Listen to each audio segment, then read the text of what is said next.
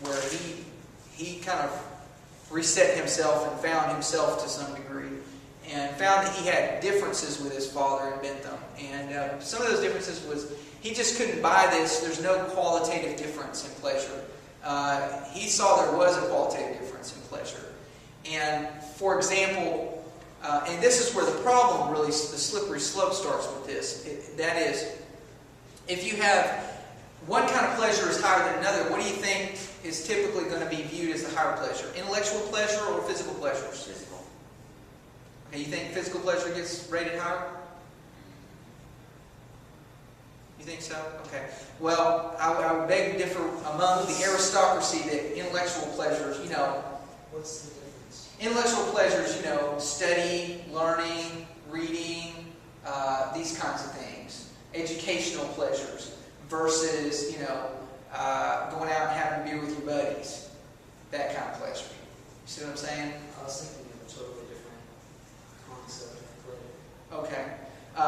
So, you can have all kinds of pleasures. You have, obviously, there's numerous ones that we could go into detail over. But the general idea I just want to present is that I think a lot of the split here is that idea that, there are intellectual pleasures, learning, science, all these kind of things that are really taking root at this time in history.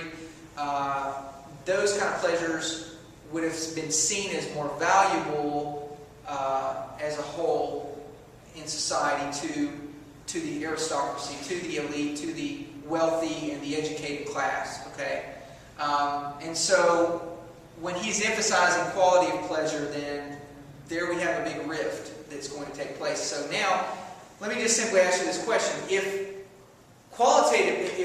we now qualify pleasure and we rate intellectual pleasure as the greater, as the higher, then who, matter of factly, is going to wind up being the people in power?